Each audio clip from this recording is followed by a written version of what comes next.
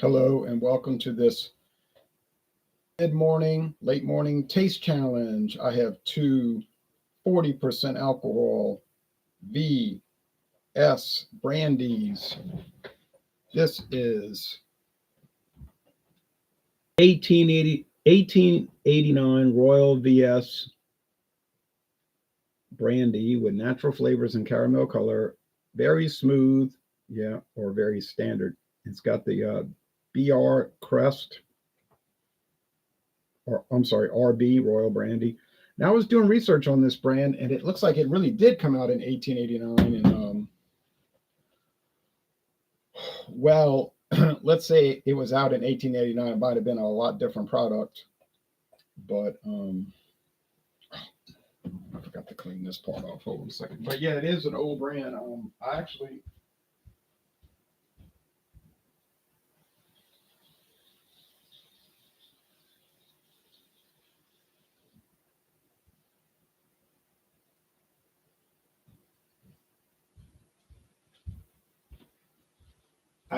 On the internet, not in real life, but on an image search, I found a 1915 advertisement for a Royal Brandy, and it was talking about how it went back to 1889. So I guess it was one of these like real low grade.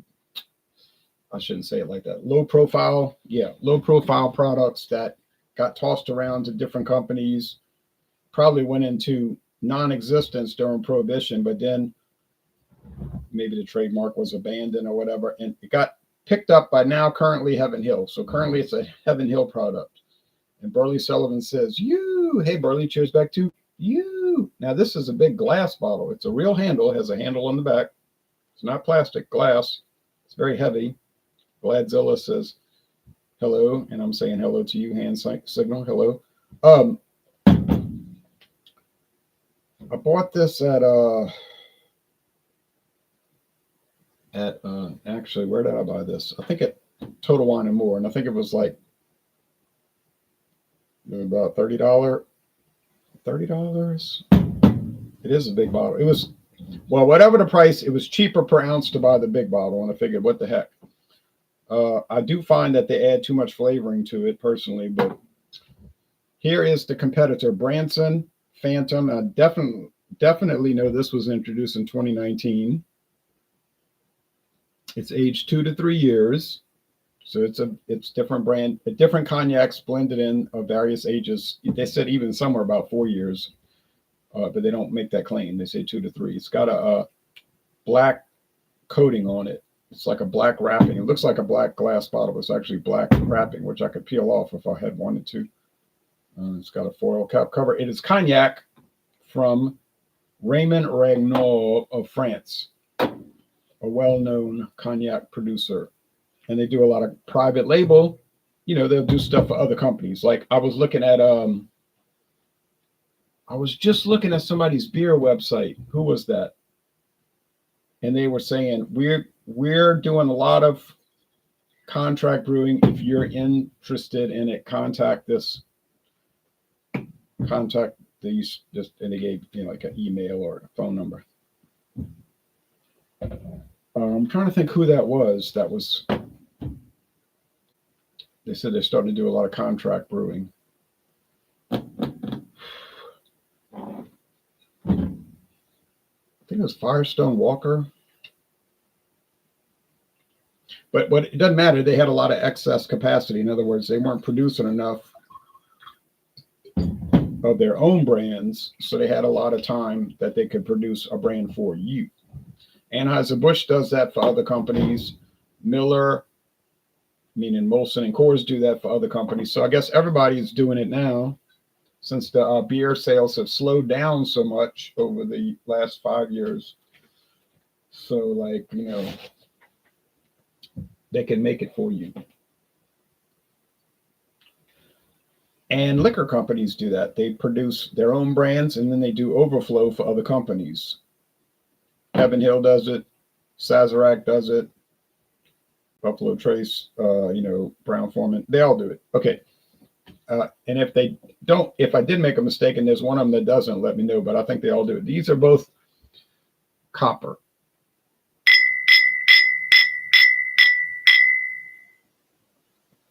Um,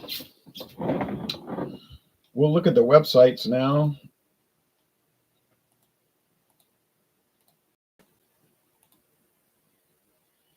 This is what Heaven Hill tells you. They have no page for it. It just says Royal Brandy with natural flavors, distilled spirit specialty, 80 proof, in the big jug times 6. Or you can get it in the 750 milliliter times 12, which I had the choice, but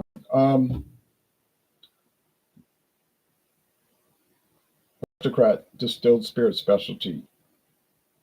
Now, why are they selling it as a distilled spirit specialty of a straight brandy, regular brandy? My conclusion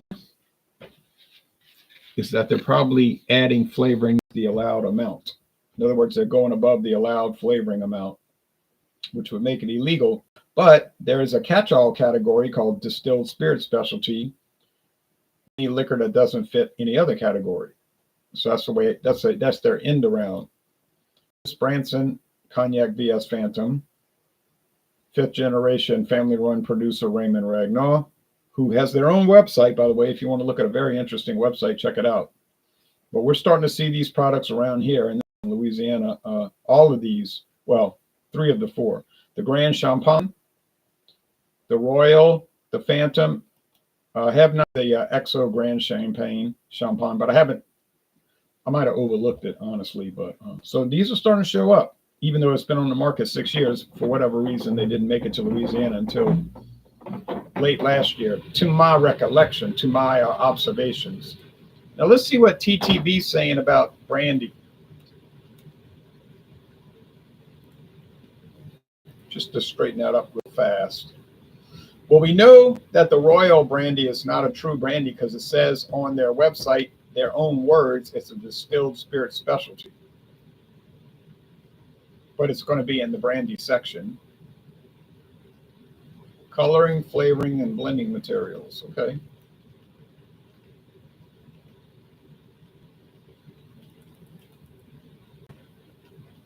Coloring, flavoring, or blending material may be used. However, the addition or use the class and type of the spirit. Example: yellow number 5 is added to straight bourbon. The resulting straight bourbon whiskey. The product is now a distilled spirit specialty and must be labeled with a statement of composition, such as straight bourbon whiskey with FD&C yellow added. So can you add color into brandy? Bourbon. Yeah, it just said it. I just read it to you, but you must put that on the label. You have to disclose it. Kind of like, well, here's another perfect example. 10 High bourbon. 10 High now, if you go to the bourbon whiskey with natural flavors. So it's no longer a bourbon whiskey. It's a distilled spirit specialty, specifically a bourbon whiskey with natural flavors. You say, well, that's kind of like cutting it kind of close, huh? Yeah, it is. This is how to do it. They're giving the manual here is how you do it. Blending materials, wine and sugar.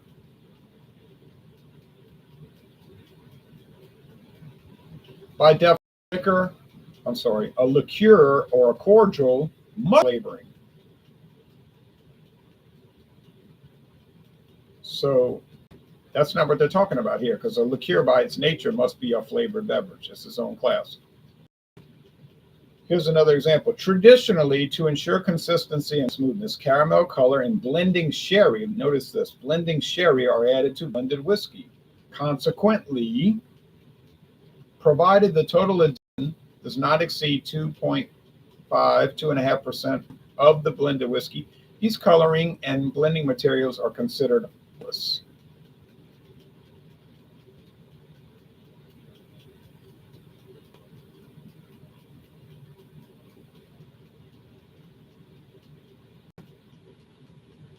So here we go with the chart, and they tell you what these little abbreviations and numbers mean. So let's go down to brandy, grape brandy, which is what I'm dealing with today. X, not to exceed 2.5% of flavoring and coloring.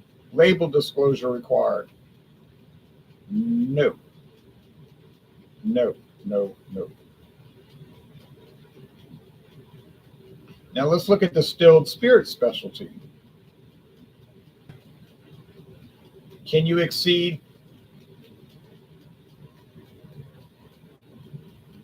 the may? Yeah, ME may exceed. You may exceed 2.5%.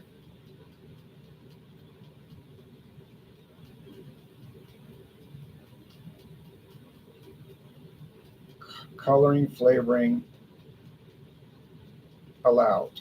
1, 2, 3, and 4. Can be natural or artificial. Next thing, label disclosure required.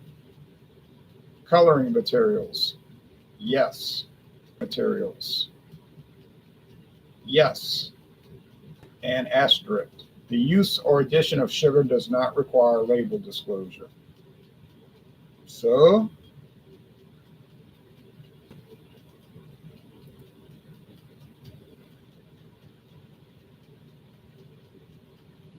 they're telling us, Heaven Hill themselves are telling us on their website this is classed as a distilled spirit specialty. So does it exceed the 2.5% flavoring, coloring, blending materials? Obviously, it does. And I know it does because it tastes like they went berserk with vanilla. Thank you. Thank you, Gladzilla. Yes, nice bottles. Tommy Carroll says, cheers, Louisiana Liquor Reviews. Do you think the White Sox record will improve now that they have a little divine intervention on their side? Well, I think it will improve because how could it get worse? And it's not going to stay the same. Yeah, it'll get better. Won't be much to brag about, but they do have the worst record in the American League, second year in a row. But they do show a very minimal potential that they could do something this year respectable. In reality, I think they probably won't. They'll just fall flat. I've been to it at least 11 games there. It's really more if I went and counted it over the years. Beautiful stadium, nice, easy to park and everything. Expensive, Chicago. But the vibe there is kind of a bad vibe because the team is bad all the time. I mean, the fans that are there, they're like really into the team. They go to a lot of games and they're like, go White Sox, But when you have a team that historically is terrible, you say, well, they won the World Series in 2005. That's right. They won one World Series in 100 years. Great. But you look at their overall records year to year, it's like losing record, losing record, losing record, losing record, losing record. They're not the lovable losers like on the north side. They're more like the disparaged losers. And so it's like always a really small crowd. Used to be 47,000 seats. They cut some of the seats off and like literally made the stadium smaller. So it's like 40,000 now. But you go to a game, it might be like 9,000 at the game. Now, if you put 9,000 people in a 40,000 seat ballpark, it's going to look pretty empty. It'll seem like there's nobody there. Like you'll say, well, there's nobody here. There's like 1,000 people here. But it's really more because some people are in the restroom, some are getting snacks. And it's just so, and they're sitting in all different areas, upper deck, So sometimes they'll try to make it look better. Like if you're sitting in the upper deck and you got the cheap seats, they'll actually come up there. Like an usher will say, hey, you want to go sit low? Like in the $80 seats. Because when they show it on television, they don't want it to look so bad. And I've been to games where they did that. They say, you want to sit low? And I was like, well, yeah. And you go sit in the $80 seat. And that's not really fair to the people paid the $80, is it? You say, yeah, but half them got it from their job because they worked at an attorney's office and they had corporate seats. Yeah, well, that's true. That's why they're not even there. Okay, this smells like neutrality. There ain't much happening here. A little faint white grapes or golden raisin, as you would call it, as it becomes a raisin. Not a bad aroma, just not much happening. Same thing here, maybe a little oak barrel, which is making me think cognac. Now, I think we know the answer to the question before we ask the question. Why would they want to add flavoring to the product? The only correct answer would be because they thought it would make it taste better. And they tested it and they found it made it taste better, right? You know, they didn't add the flavoring because they thought it would make it taste worse. They got to pay for the flavoring. Why did they add caramel color? There's only one answer. They wanted to look darker because it looks better. Would I prefer if it had no flavoring or coloring? Yeah, I would prefer it. How many people shopping for, say, brandy or bourbon are looking for that? I bet you hardly anybody ever reads that label. First thing, they put it so small that if you don't take notice of it, you're not going to see it. It's in light lettering and it's very tiny. Secondly, most people buying liquor probably couldn't care less if it had flavor or not. You know, it's not in their mindset. They're not thinking about that. But you say, well, you on the internet, you're always looking up stuff. You want to read about liquor. You want to learn about it.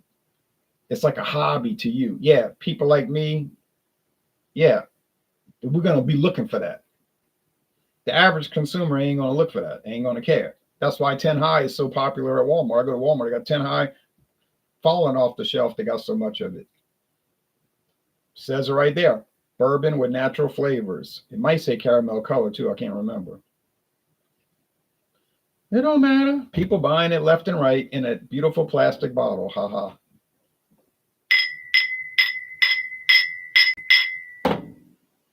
But the White Sox are the first Major League Baseball team that we know of that ever had a fan become the Pope. All right, like you said.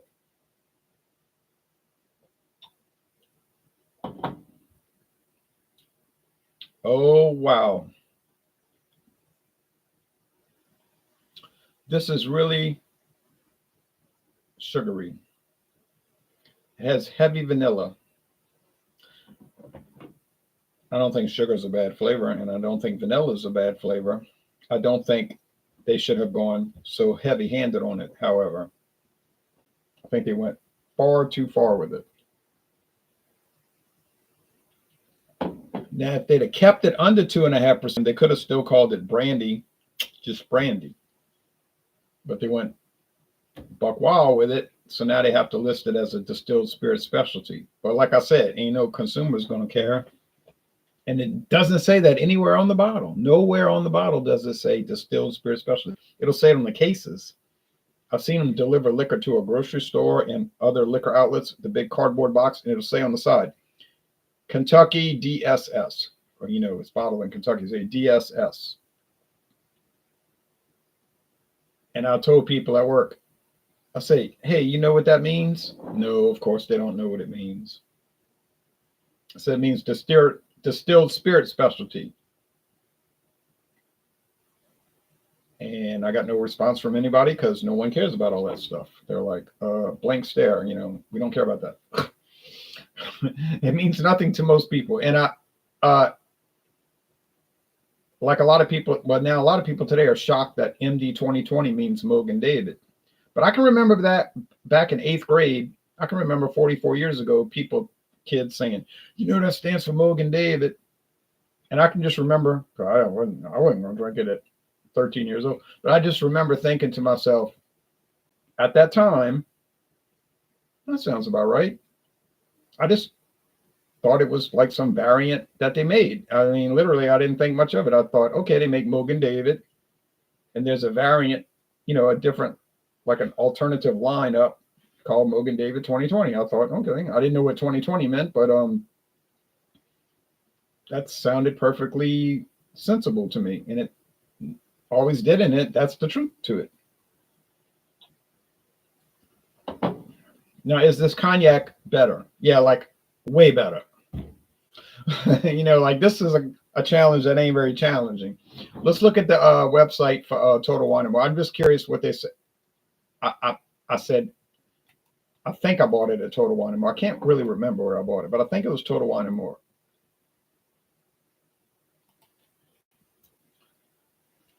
$18.89 Royal Brandy. Oh yeah, that's it. That's where I bought it. But it's not a Heaven Hill brand. It's not, what am I saying? It's not a Total Wine and More brand. It's not a private label, but it's probably really cheap. So that's why they sell it there, and a lot of people buy it. Oh man, the price dropped. I think the price dropped. $19.99 for a huge handle. Crimson Reserve. Oh no, not another Sazerac Buffalo Trace cheap brandy. I don't know if I'm going to buy it because I know it's going to taste like brandy with natural flavors and caramel color, made with imported brandy. Oh no. I know what this is. This is a repackaged Hartley. You can look it up if you want on Total Wine. Crimson Reserve. I know what Hartley tastes like. Might be good. Now, Hartley has improved, but yeah, I got to buy some better brandy. I got to buy some more cognac. It's sad about President Biden. They were very good at covering it up, says Tommy. Yeah. Well, they really weren't that good at covering it up because most people didn't believe. Why you say they were good at covering it up? Because most people didn't believe he was okay. Even the people covering it up didn't think he was okay. That's why they covered it up. And like President Trump said, how you get stage 9 cancer, like, 9 out of 10, the worst case, and it just cropped up all of a sudden. What he's saying is they probably knew he had cancer years ago. They tried to cover it up. They lost a lot of credibility there. Maybe fatal. I'm not saying that, but I'm a Democrat, so I'm a registered Democrat. But I'm still telling you they probably committed suicide unintentional because of their idiocy. Why would anybody believe anything they say now? I know I wouldn't. They're telling you on the news, oh, he's fine. And if you don't believe that, you're some kind of conspiracy theorist. It's like, really? Well, you can see the man doesn't know where he is. He's like all discombobulated and confused. Oh, you're just wrong. He's sharp as a tack. And everybody can see that. This is not a person who is sharp as a tack. This is a man, or in other cases, we have this woman we're going to nominate to this cabinet office, and you look, or other government agency, not cabinet secretary, and you say, this is not a woman. I don't care what these clowns tell me. I know what a woman looks like, and that ain't one. If you look at somebody and you can't tell what they are, then you know what's going on. It's like, okay, alarm clock, siren, red flag. And I gave it to somebody. I used to have a National Geographic magazine from the 1920s, and it said, if you look at somebody, they would never put this in a magazine today. But it said, if you look at a person and you can't tell what race they are, that means they're mixed race. I should have saved that issue because I know they're going to have some people out there talking about, you're making that up. They would never say that. Well, actually, they definitely said that because I remember all those things. And I thought to myself, see, that makes sense.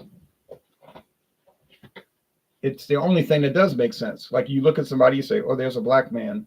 There's a white man. Oh, look, there's an Asian man. He must be from Japan. There's no dispute. Like, you're not going to get confused. But if you're looking at somebody and you're like, well, I don't know. There you go. There's your answer. Like, for instance, the new Pope that Tommy was referencing, the new Pope.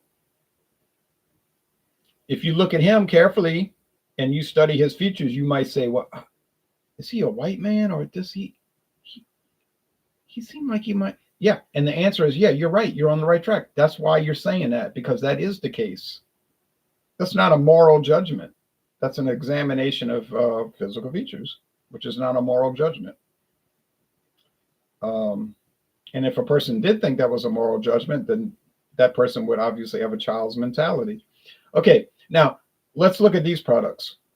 Once again, do they taste alike? No, they don't. This Heaven Hill 1889 brandy, I guarantee it, there's no way. There is no way this tasted like this in 1889 or 99 or 1909 or 1919 when they had to stop making it for 14 years. There's no way. I am telling you, I do not believe that. I do not believe they were adding flavoring or coloring in that back then. I think Heaven Hill just got the trademark for cheap, and now they're putting this junk on the market. This does not have a, let me say this correctly. It has a good flavor.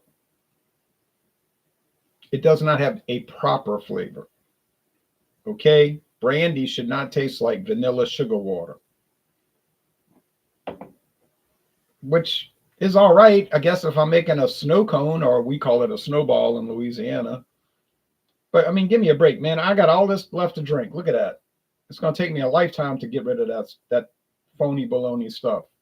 Branson, now that's real brandy. That's real cognac. That's the way it's supposed to taste. None of this funny stuff.